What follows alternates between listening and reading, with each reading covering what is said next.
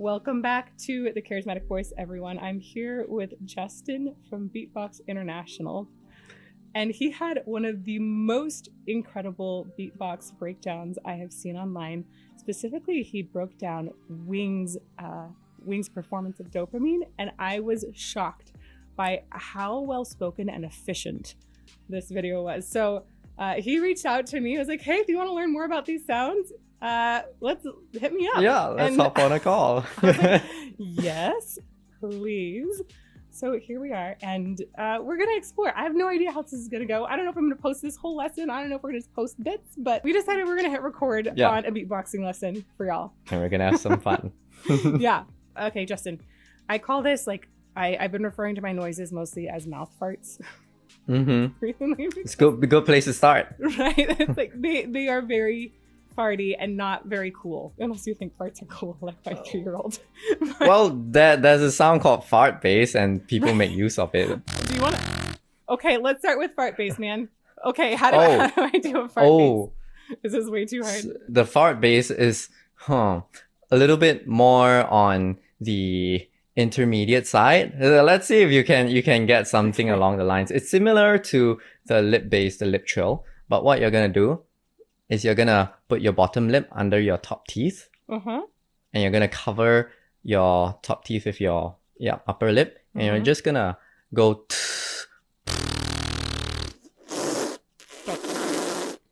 Okay, now you see your cheeks are puffing out. Yep.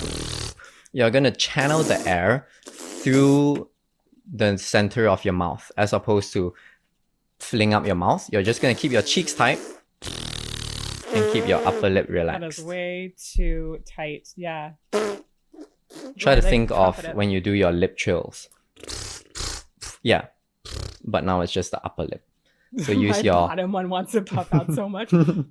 Use your top teeth to keep your bottom lip grounded. To keep it from puffing. Yeah. I've still got the cheeks. It's so, I feel like it's almost it's not super intuitive. Right? And the way that you're like, wait, no, tense that part, but not that part, but tense that one, but... Yeah. But I would say when you're just starting off, this is not a super intuitive sound to start with. Okay, so we can go to like we're gonna reel it back. Go back to maybe the kick drum. Right. Yeah. Okay, let me hear you do it 4 times. Ooh.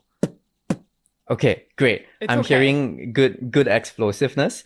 I'm hearing that you have it nice, short, and punchy.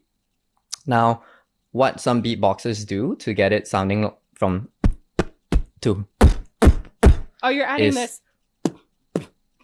Yes, correct. Are you adding like an actual exhaling? Like, it's a bit of an exhale. Do you have any rattle that happens in here at the same time? No rattle. It's too shy. Okay, but notice your lip shape. So physics here, right? We are thinking the thicker your lips, the bassier the sound. The thinner your lips, the lighter the sound. So if you're going, it's gonna be lighter.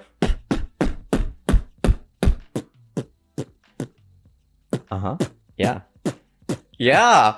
Ooh, that's different. Yeah.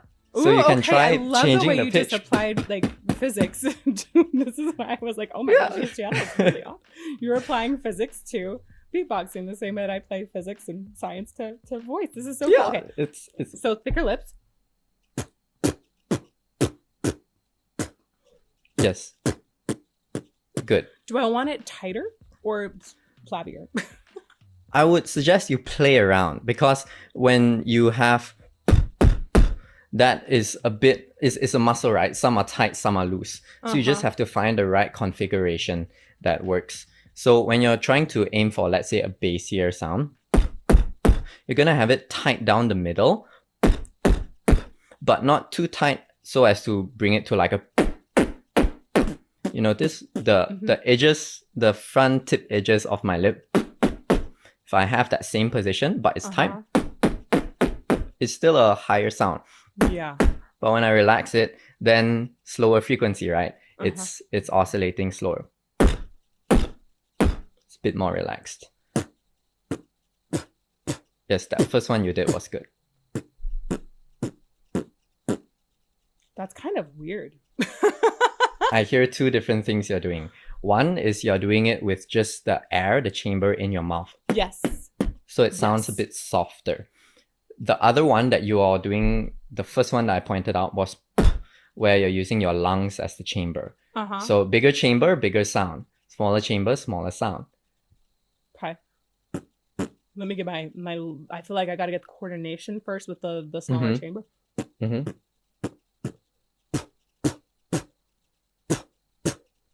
Now it sounds like puffy.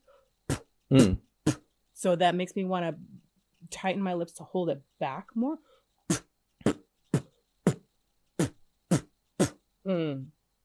Okay, so here's a trick. Try to keep your cheeks tight because your cheeks are going to play a part in bringing that pressure forward. Yes. Yes. Oh, that feels better. Yeah. That's a really good tip. And I'm actually pumping with my diaphragm a lot in that case. That's a good usage. I started dabbling a little bit in beatboxing, like just a tiny bit on my own to understand some acapella stuff. Yeah. About 4 years ago, did a tiny bit of dabbling, enough to do like a couple of things, and then went away from it, really got more into metal and into extreme vocals there. But at that time, I had discovered like, oh my gosh, I didn't realize you could do so much with the air inside of your mouth. That is not part of my classical singing training at all. Yeah. And it's still part of the vocal track. It's like, what? You can make all these different sounds with just you.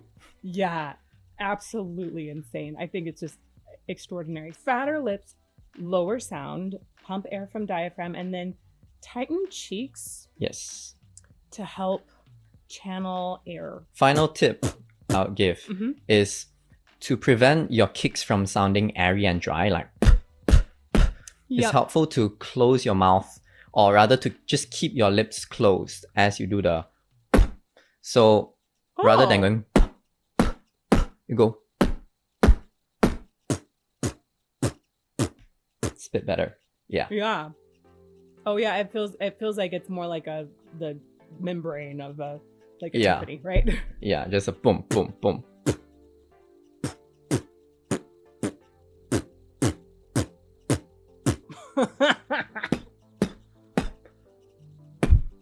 I noticed too, you're dropping your jaw quite a bit. That helps create a chamber. Yeah. You may have your soft palate raised behind, just naturally. Yep, so, because I'm trying to go deeper. Yeah. So you can play around with the positioning of the back of your throat and see what different sound it gives you. So you can try bringing your jaw up a bit. That may feel a bit easier to do depending on how you go about it. But just play around and experiment. What comes more naturally to you sounds fine, because there are different ways you can position the whole chamber of your mouth and still get a good quality kick. It's just how you want to design that sound. How you want your kick to be. Yeah, how you want. Different beatboxers have different kicks. Like, you could distinguish two beatboxers by their kick sometimes. Right. So you can discover your own kick. Yeah, it could be an 808 and like just a normal drum set kick, which sounds a bit more dry and all that. So play around.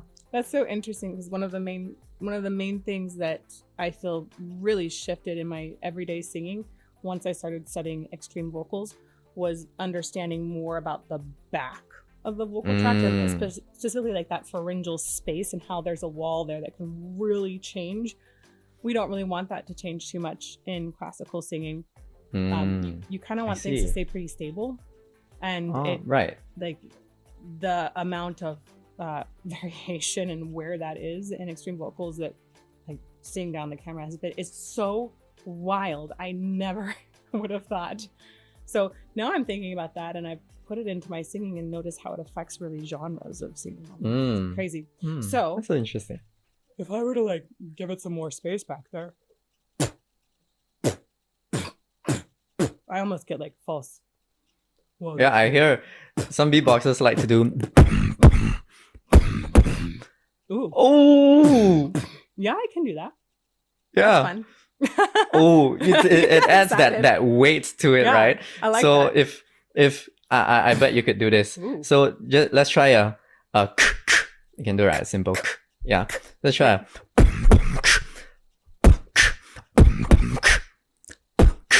Yeah. Ooh. My nose is running. Okay. And yeah, because the sound that's goes a out. nasal sound. Okay. That's weird with the air because it's so much air and then suddenly like sharp Ooh. cut off. So with your K, try making it aspirated. So Like more like a cat hiss? yeah.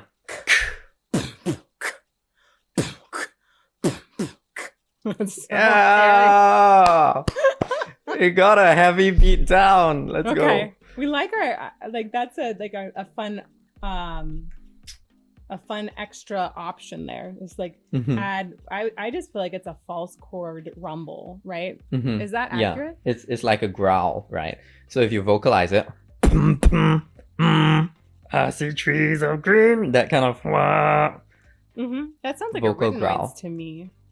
That kind of thing feels very different than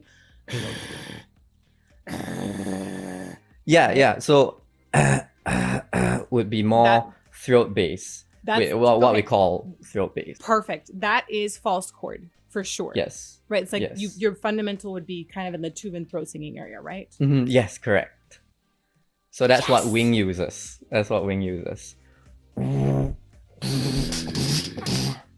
Oh yeah. You did such a Yeah. good example of that too. Can you do that again? So he's using with like just saying towards your two front teeth, more like a T. So your tongue is right behind your two front teeth. Yes. Bring your bottom lip up to your two front teeth. Yes, more like that.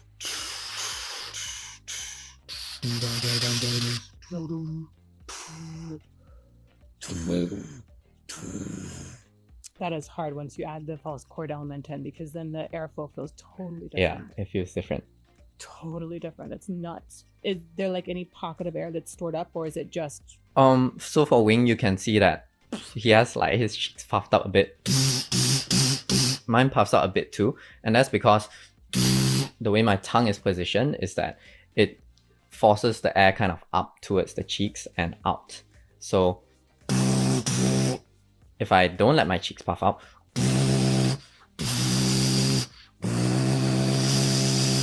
you notice there's a more white noise sound. Yeah, when exactly. it The white noise changes is a channeled lot. up. But anyway, that was Okay. a little bit of a But tangent. For sure, false chord is with the throat bass. Okay. Yeah. We like this. So we were doing this rumble that is happening along with a kick. What did you call it when I put a little rumble in there? You called it a Ooh, I like a call it bass chest bass. chest bass? Chest bass. Chest bass referring to the sound. And that's beatboxers. We don't really have a particular convention of naming sounds. If that's a convention, it's usually because that's what it feels like or that's what it sounds like. Not super scientific. So chest bass was named because it feels like there's a rumble in your chest when you go like.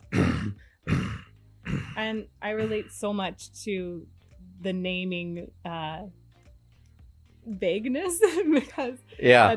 I'm like researching again with these extreme vocals, asking all of these artists what they call it, and they all call it different stuff.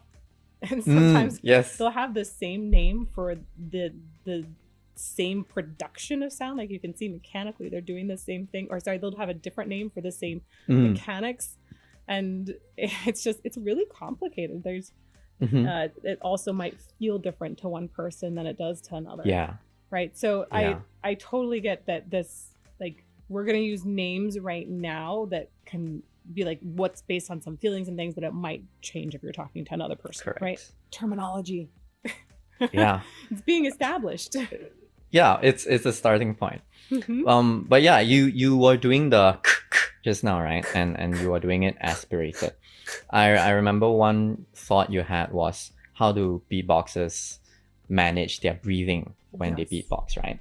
Yes. So I'm gonna try to teach you a sound that some beatboxers call the inward K snare, And this Okay. sound was popularized by Kenny Mohammed. He was known as the Human Orchestra. What he did was he would combine the inward K snare with a couple of different outward techniques, and that would allow him to breathe while beatboxing. Yep. He would do something like.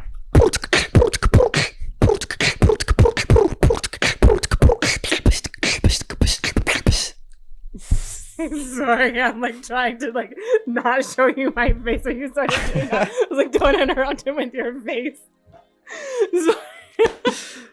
This is a problem in my house when So we yeah, argue. all Sorry. Okay. all that was sound, cool. the is the inward K snare, and this sound, I've chosen to use a different name for it, because I think it better represents how you can learn that sound. Okay. So, calling it the clutch snare because of the letters CL, and that's going to be the key on how you can learn that sound. So, the production of the sound comes actually from the sides of my tongue as they pull or snap away from the sides of my teeth, my molars. So if you think about CL, you just try to aspirate that. If you say like, try to whisper clutch. Yeah, you can feel it already. You have... And so, where do you feel the air? Is it in the sides right here? Yes, correct. Okay. It's almost like what I would consider a lateral L. I like associate that with almost a Russian L kind of position. Oh, interesting. That's so cool. Taras Stanin. I'm not sure I if you know the reacted to name him. because people have Yeah, requested. have suggested. Yeah, but he has a really thick and full sounding, which he uses a lot in his beats that you may hear later on as you watch his videos. What's But the name that's of he does. Improver?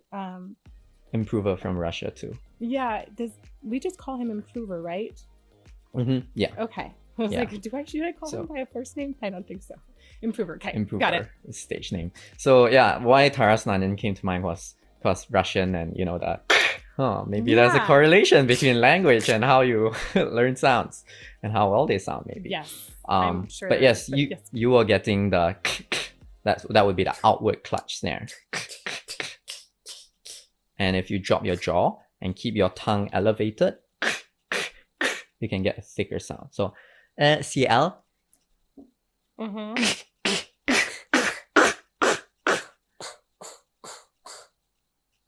I'm like that. Like if I'm gonna keep my tongue that elevated, like because the tongue is attached to the jaw, right? You can only drop it so much. But I see it seems like it's keeping it attached in the front, but letting it go in the back. Is that correct?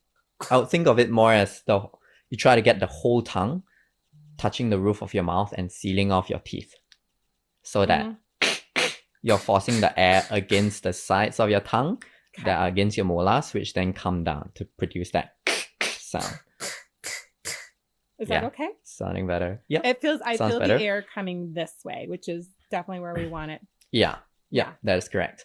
Now you can try playing with the pitch of by playing with the shape of your mouth from a smile to a aw. I can get like a funny tongue rattle in there. That was weird. Yeah, keep as you go, keep your tongue up, right up. Yeah. Yeah, it starts to come down. That's too far because it's like it can't go further than that because the jaw will just pull it down after a while. Yeah. Look, I think that's as low as I can get without it peeling. Okay. So yeah, that's fine. As you practice, your tongue will adjust and you get better at it. But now let's try doing it the reverse direction. Yes. That's it. Yeah. Oh. Yeah, it just goes like straight by my teeth. And it goes like Yeah, you're picking it up really fast. Some beatboxers like struggle to learn this for like a couple of years and they're still complaining to this day. Like, I can't learn that sound. But when you think of it as a CL, like a clutch, then that helps a lot. Because when you think of it as inward K, you're thinking about the letter K and you're like CL. Yeah, but then it goes over the top. comes out the Yeah. Isn't that kind of similar to the X in Mandarin? Like a Sure. like if I said like not Xian? 先 shui. Not quite. Not quite. Because the X would be more like a SH. A little closer Right. to that, but not Yeah. Okay. It just is a little wider, but it doesn't actually go around. Yeah. But it does have that fricative sound to it. Mm-hmm. Fricative. Definitely a fricative. Yeah. I actually wonder, have you ever studied IPA? The International Phonetic Alphabet? A little bit. I took a linguistics class because I was studying speech therapy as a minor back in Whoa, look at my you. university. No Yeah, so wonder you're I have a little bit of that physics. language. Uh-huh. Yeah, a little bit. But I I've was just- forgotten a lot of it. I wonder, like, if I were to look at the chart, I know the IPA for all the major languages that I sing opera in. But- Ooh. I know that's been really, really useful. But like, what is that sound in IPA? I bet it's somewhere. Yeah, probably somewhere in some language. So yeah, Okay. for your right, you want to try to make it snappy, Okay. and try to experiment with dragging it and see if you can get a fatter sound. So you Am I looking for like a little spit a chunk roll? in there, or like a little no. flapping? No. No. If you do get flapping, that's wait, do that again.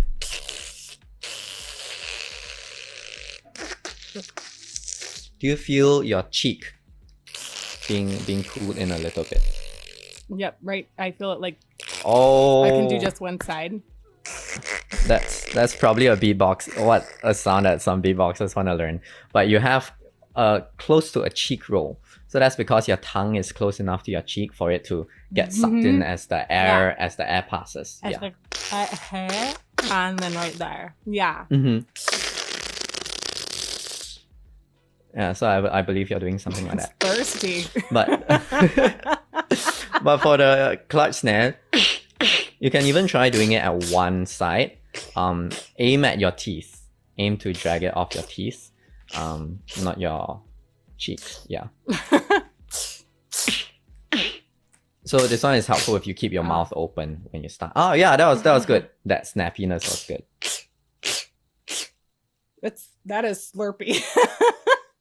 Yeah, don't worry about your cheeks. Like, you can just go. Think about your tongue and its position with your teeth. And it's interesting because if I get it lower, I start to get like that like little bit of flappy in there. Right, because your tongue is coming down Mhm. with your jaw. Oh, that was good. You did 3 good ones there.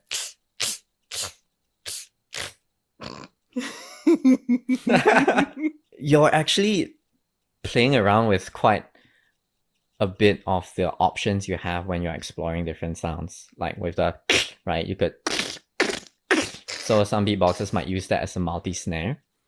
The cheek roll that you did combined with the snare just now. Yeah. So like when you're doing...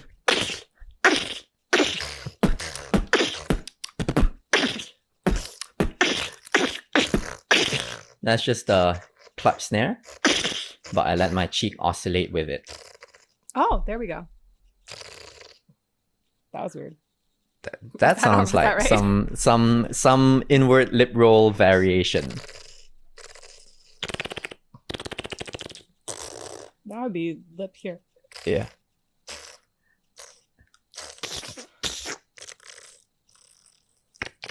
That would be some inward lip roll variation. Oh, we can explore lip rolls later too, because I saw you're trying to learn in one of those videos, right? You saw me try to make fart noises? Well, try to make cool noises. And, yeah, it was all kinds of special. But I'm not self-conscious. I'm willing to make all the fart that's noises great. in the world. That's why you're picking things up so fast. You have that vocal dexterity, or just your vocal track dexterity. It's fun. It's very good.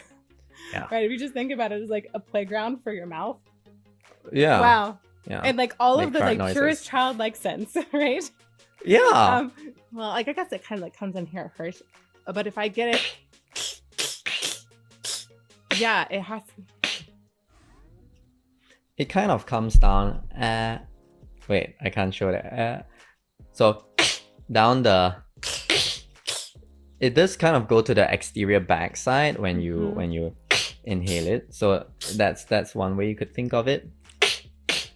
A keyword that I like to hold on to is it's your tongue snapping back and down as you that's helpful. breathe the air in.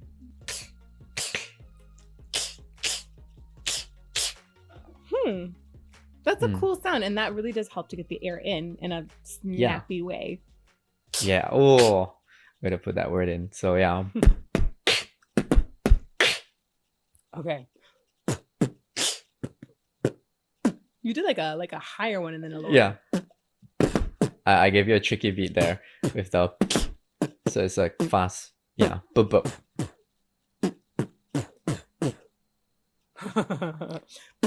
Maybe. Oh, that was solid. It's really nice to practice with the real rock you beat. Okay. We will rock you. So that's a exercise for getting the sound solid. Rock you beat. Yeah. I like it better with. It feels so much better when I have the rumble growl. It feels so much bassier. Ooh. That feels better. Yeah. Okay. So you have your kicks are now stronger. You got inward breathing sound. So the other technique that I think would come pretty naturally to you is humming and beatboxing at the same time. Based on what I've heard. So just a simple concept to introduce you to this, right? If you do this, like this disappointed sound, right? With your tongue. Yep. And then you just So that's two sounds at the same time. And just now you're doing the variation of what we call the neutral kick. So it's only with the chamber in your mouth. So just down.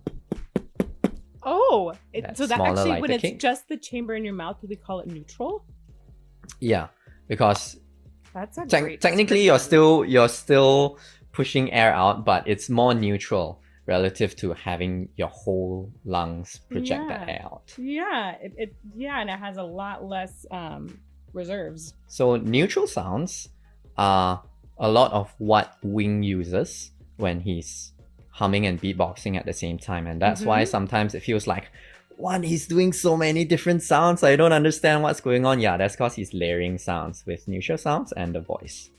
And that makes so much sense, because for the voice to function like it needs to function, you need to have a steady stream of air going by, and if you're doing something up here that's blocking that stream in some way, then it's interfering with the airflow. You can adjust, but that's a lot to adjust. And if you're essentially using this air, the neutral air, that it's almost like you have two sources of air. Yeah. Like multiple resources. So you have one layer of melody and then one layer of percussion.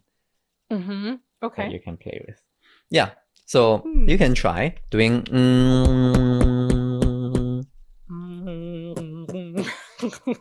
Yeah. That's it. That's exactly it. Nope.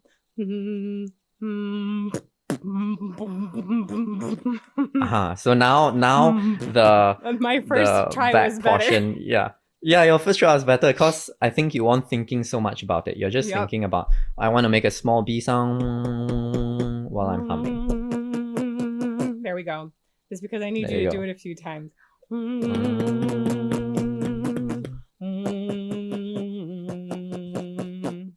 Okay. And so you can combine it with the hand.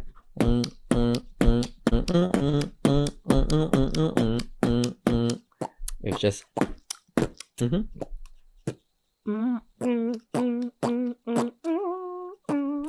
Oh! I'm doing like a hilarious. Now you're like making a Squidward sound. Right, Exactly. beatboxers use that sound too. You're like, but that's not the one we were going for. Whoa. Yeah, but still. So, wait. Too many things going on. Let's go back to yeah. So you're getting that real good. Yeah. You're picking up the separation like really fast. Like what, in a few minutes already, you're putting it in a really nice cool beat. So great job. Now you have your kick, your hi-hat, and I'll teach you one of Wing's favorite sounds that he uses a lot, which would be the spit snare. Have you tried learning the spit snare yet? Is that something along that line? You're getting there. So now, can you do it 4 times for me? Just want to see. Is that right? Okay. So That might have been a different noise from before that I was trying to get to. are you sucking inwards or squeezing it out? I was using a neutral position. Thank you so much. Okay. Yeah. Some beatboxers can get the sound that way. How I like to start is think about choosing between 3 different positions. So I'll show you the positions and I'll show you the position that I tend towards. There's one, upper lip over bottom lip. The other one is kind of both claps together, like a pucker face. And the third one would be bottom lip over upper lip. Oh. So yeah, the one with your upper lip over the bottom lip sounds a bit more staticky. Yeah, and that's what you want to get. You know what? I just realized one should never wear lipstick when doing beatboxing. It makes things harder, right?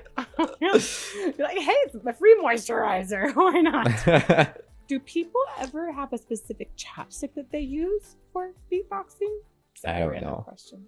Probably they have their own to lubricate the lips, because sometimes the lips can get dry. Yeah. And some sounds are better when they are wet. So the spit snare is better when it's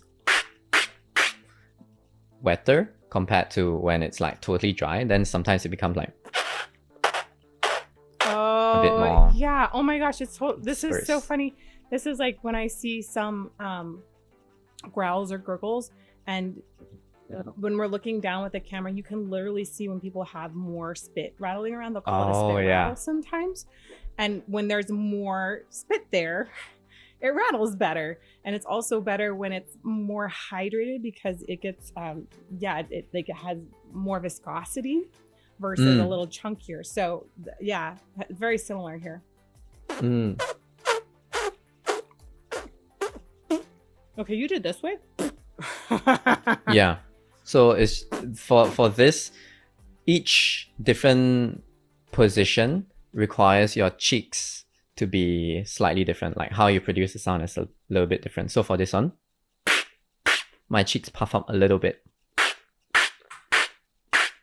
So you keep your front lips tight. You try to direct it down the center. Yeah. Okay, keep going. Yeah. Actually kind Now try to squeeze it out faster.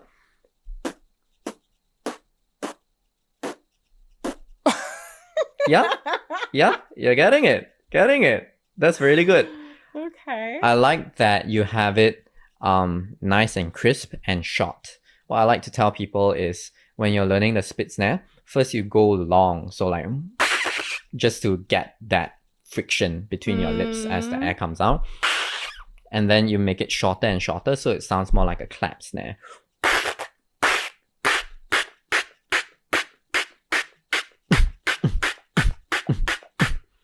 Ooh. So that's what you can do. I was adding a throat kick on top of that, so separate thing, but that's part of layering.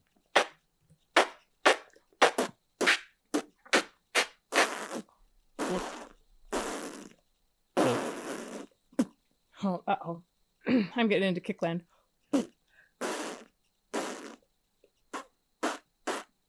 You're really going for like the like the edges of your lip in a way. There's a part like where the lip is like all super soft, and the part where it has the exterior. So you're going on the edge between those two parts? Yeah. Okay. That's because that soft part can vibrate that tiny bit to create that frequency. But that's a really good observation though. I didn't notice that your lip had that soft part and outer part. Yeah, so right in the between the edge of that hard and That makes the sense. inner because and it's outer wetter, lip. Yeah. Right? Yeah. Yeah.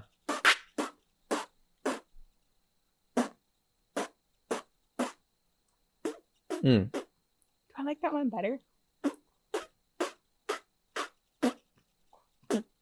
But you're getting the feel of it. So you can experiment and see which one sounds louder and sharper.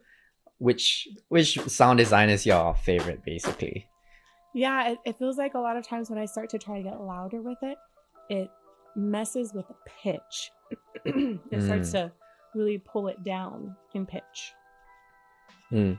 Yeah. So when I do this sound, sometimes it's a lot softer than other beatboxers, and theirs sometimes sound thicker and heavier.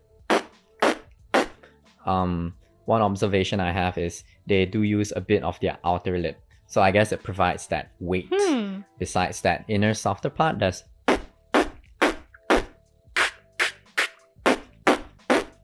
sounds different.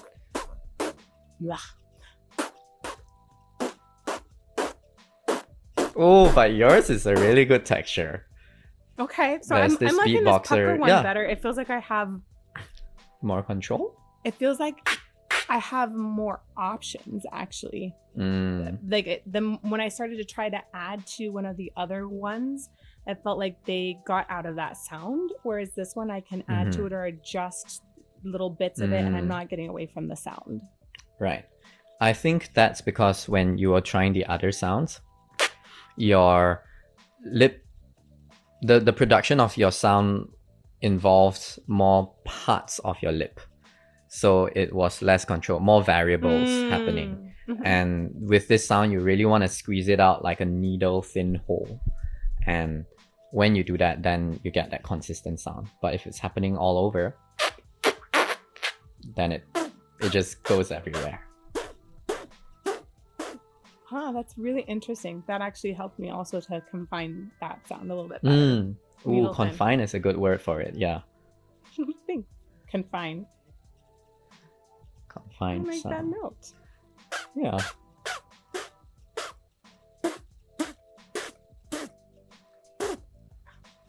It's really hard to get it louder without it going lower. Yeah. That one sounds like a balloon.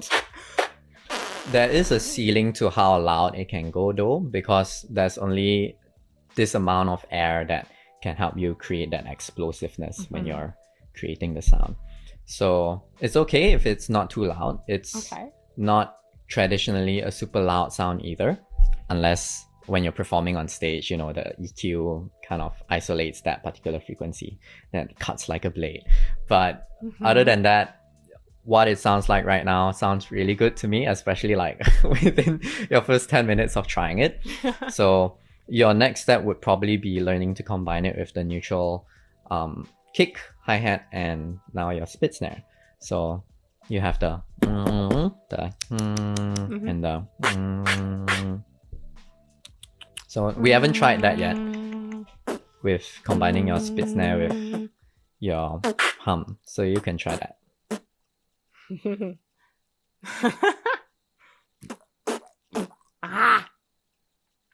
I feel like I need to chew on something. No, I mean, I'm gonna go back to this one.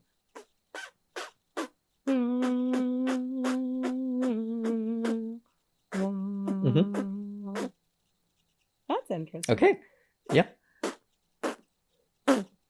I'm getting away from that one. I feel like it's one trick. to lose this one. One trick you can use to practice the is actually, like you rightly thought about, like chew on something. You can think of yourself like a fish and you're going or you're just telling your kids like you gotta eat it and chew your food. So that That's helps. hilarious. You are a fish chewing on something, but you're also singing. You're Nemo. That's amazing.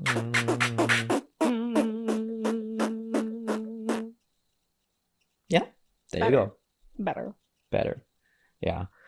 So then you can just choose a song.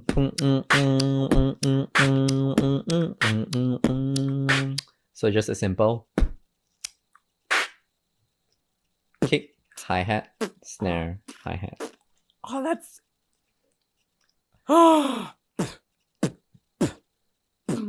And I have to do the neutral kick, because if I do that, it gets out of the way. It makes me light up in the kick. You can try just 2 sounds first, or just 1 sound.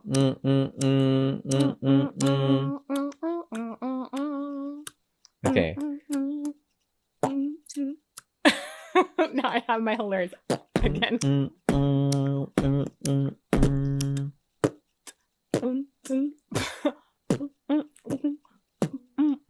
That one's hard. I think I start to pull the air in, and so I don't keep it neutral, which is why it messes with the pitch. Can you do that example for me again of just the kick with the melody? The hi-hats? No, not with the hi-hats. Just the...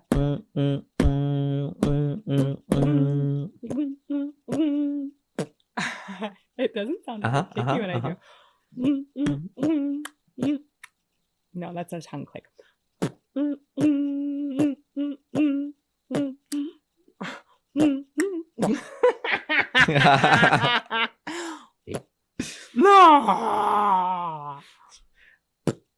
But just so you know, what I've given you is like something you'll probably learn in a 4th or 5th class down the line if you were to take like regular lessons, right? So you're like skipping levels way ahead and you're already picking it up. So it's like learning a new language. You have learned like a couple of new words and now you're trying to speak it one after the other. So don't worry if it's taking some time to string them together, because your muscles are trying to catch up. Your brain is there already, like you're absorbing the information. You already know what you want to do. Your muscles are just trying to catch up. Yeah, I feel that. I feel like the muscle coordination, it feels like I'm like it is a very new thing for the muscles to learn right now, which is great. Yeah. Right, that's how we keep away dementia. Imagine old people learning beatboxing. I did try to teach my grandma a little bit, and she kind of got the sounds a tiny bit. So maybe you can try teaching more old people. It would help them. I actually think it'd be really fun to teach my mom. She has a background, right? She did voice and piano, and she loves learning new things. So she's always like, like gosh, 10 years ago, she was like, I'm gonna pick up the organ now. So it was really cool. Or she likes going on hikes and learning about what mushrooms she can actually pick and eat. It'd be fun to actually teach her. Yeah, maybe. She sounds super curious and adventurous. She should. Curious. Yeah, that would super be so curious. fun. I love it. Okay. So I'm gonna practice Jingle Bells with a kick snare and spit snare, and see if I can get those things separating. That feels like that is a huge goal for me to achieve. If I can get that, I'll have a lot better understanding of how to separate. Oh gosh. There's my voice disappearing a little bit from this last cold. That's fine. So yeah, if I can achieve that, it'll help me understand how to separate my error sources a lot better, and rewrite my muscle coordination so that it can handle those two different sources. That's a really good way of putting it, to rewrite your muscle coordination, because it's just not used to it, or to write new pathways for that muscle coordination. Exactly. I'm curious about breath in beatboxing, and we talked about this neutral. What do you call it when you're taking a deeper breath? Do you have a different name for it? We usually say it's like inward sounds. So we have outward bass. We don't usually say outward. We just say the name like clutch snare. And then if it's inward, then it's inward clutch snare. So that's like throat bass or chest bass. And then there's inward bass. Whoa. Can you do that again? So that you would consider that. So you said throat bass, chest inward bass. sound, So throat bass is what I bass. consider false fold. Chest bass sounds like it's like rattling something above. It might have arytenoids in it. Yeah, arytenoids. And then when you do the inward bass, you're using false folds. That feels like it's in the same spot as a throat bass. Possibly. There are different kinds of inward bass. And I'm not too acquainted with what mine is. There's a whole video done by this beatboxer called Kindred where he put an endoscope in and he knows so many bases. I can send you the video afterwards, but you will be able to see, all the different components involved. I would really love to see that. Yes. I know. Yeah. That is exactly how I like looking that's at a voices. gold mine for you. Like, you will enjoy it a lot. Oh my gosh, it would be really fun actually to look at that with one of my colleagues. So inward bass. There, you can get it airy. And you can have it like. Does? Ooh. Yes, he does the. And his inward bass has a different tone to it. It sounds like a little more like with a overtone of. Oh yeah, because he does that yum yum yum yum thing. Yeah. But that's why I feel it's a bit outside of my realm of expertise in understanding inward bass, because there's just so much that you can play with, and so other beatboxers have done that good hard work. So I'll send you that video and you can explore the different components to it. That sounds really awesome. And now I'm also wondering I wonder if you could essentially cross train between the screams and beatboxing. Ooh, I'm pretty sure you could. There's a lot of overlap between the two. There's a lot. Yeah. I have another colleague, Getty is his name, and we were talking about inhalatory, which you're calling inward, inhalatory false folds. And he was like, I figured it out finally because I listened to my dog snoring. Which I loved because my dogs do. It was pretty funny. But he specifically is using some of those extreme vocal techniques in like supportive therapeutic ways. It's really fascinating, helping people learn how to speak with their false folds when their true vocal folds are paralyzed or this kind of really, really, really neat. Wait, what? That's so cool. It's really cool. When I was studying speech therapy, my goal was to study it so I could incorporate beatboxing into speech therapy, because I had read some research papers and I was like, what if I'm gonna study something in the future, maybe I like to do something with beatboxing, but hey, why not like help people with it? So then I thought, as I was sitting in classes, I was like, hey, like if I do like this, then it's still producing some form of change in formants and things that help you understand language. So that's another means of communication if your vocal folds are like unusable. Yes, exactly. That's one of the main things we were hoping to get from the research that we're doing, is finding out how it can be applied, like not just like, oh, this is cool singing and cool sounds, but rather, can we apply this to different health conditions that people have so that they can have a better quality of life?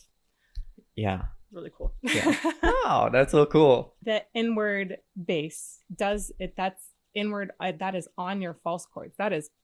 It's crazy actually how much pitch you're able to get with that.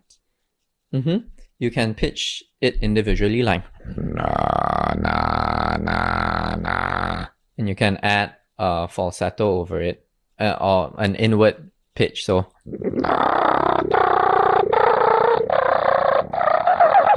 I can go like super high when I squeeze it, but I haven't practiced a lot, so control is minimal there. But I know I can do it. Can I press rewind? Can you okay, yes. Again? I'm sorry.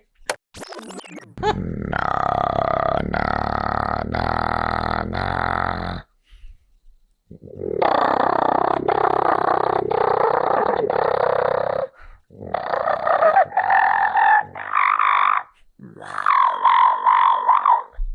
Dude, I don't know what's happening in your throat. I wasn't doing like the first one sounded very false, like it was being with false chord, but usually when I think about pitch, like a real control of pitch with the false chords, I'm usually thinking about the true folds being involved as well, right?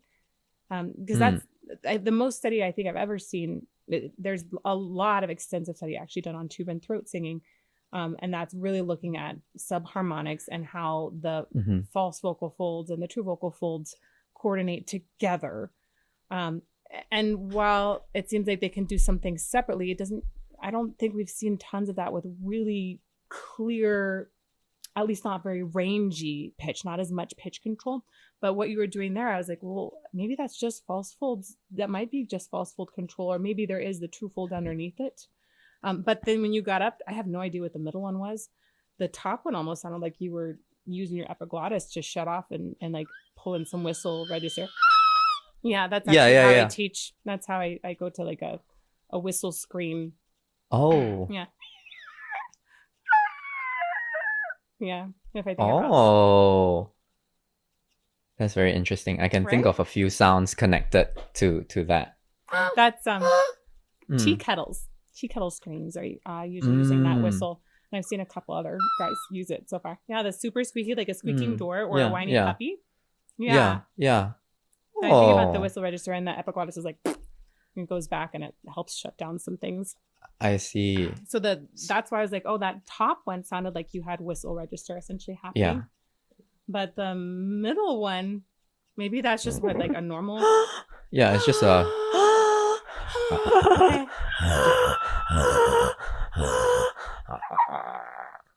Yeah, I do feel my epiglottis pulling back. Wow, that's so awesome. So many people have no idea what it feels like when their epiglottis pulls back. It's kind of like you're choking yourself from the inside. Yeah, exactly. But in a good way. Yeah.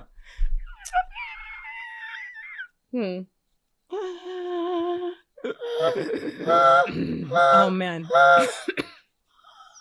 I gotta say, like, trying to do inhalatory with the false folds, like already I had this like awful cough, but I think I've tried it before. Right now, anytime I try to even approach that, it just makes me want to cough right now. Does it make you want to cough? Yeah. Even though I practice it, but when I control the pitch of it, I'm basically using my muscles in a way that I don't usually do. And so it's like if you play some sport, if you go to the gym and do like 100 reps and you've never done it before, it's gonna be inflamed. Same thing here, right? So inward bass is one of those sounds where you're using something your voice never does. And so naturally it's going to be like your voice is nope, stop, like cough it out. Yeah, I actually let me insert a little bit here for anybody that's watching, that I think one of the best ways to differentiate between what we're talking about, which is totally good, and what's bad, is if it's uncomfortable, if it feels weird, or if it hurts, like there's pain, like there's a stab of pain, stop. Stop. But if it's if you're just like, well, that tickles or that's uncomfortable, or that you're learning the technique, right? That's normal. Yeah, it's normal to be to have a weird feeling or a cough. Yeah, exactly. I have to put that in there because that's that's my guideline for screams too. I think that's a good amount to work with and practice with already. That's plenty. But I do have some beatbox notes, kind of like our transcriptions that you can read off. For example, there's drop it like it's hot. And that's basically using the click which you already know, and neutral kick and neutral snare. So I could send you that also, and you can try reading it and seeing if you can that'd be learn really it fun. on your own. That's actually an incredible beat to practice with. That's hilarious. It would. Okay, I think maybe next time we'll like pick up where we left off, but I'd love to maybe chat a little bit about production and battles, like because on your channel you have done a lot of videos covering different battles and competitions, and I'm expecting here sometime soon to record a first time listen to a beatboxing battle.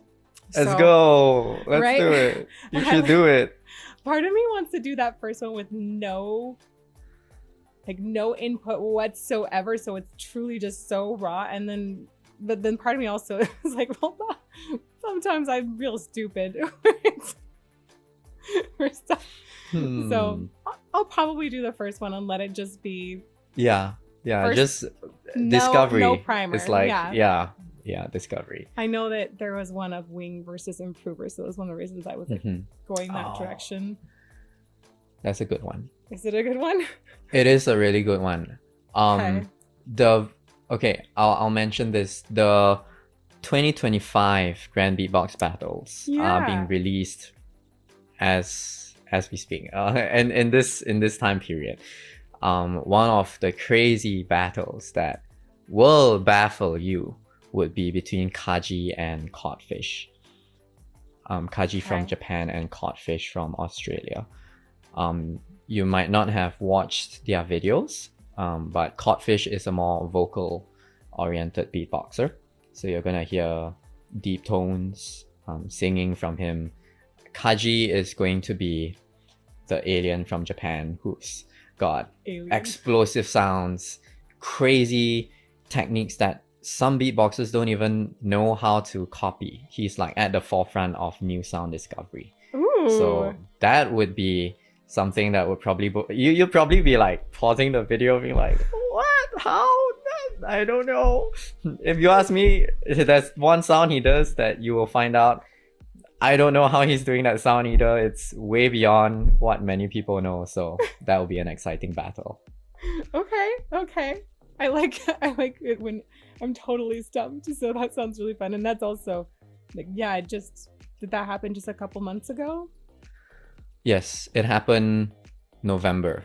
So very recent. And very they're just recently. now releasing those. Yeah, okay. That's right. Jeez, that's so cool. And at some point I'd love to talk about eras of beatboxing and get like just a sort of a broader idea piecing things together. That'd I could pull in a few videos and I could like share my screen and walk you through.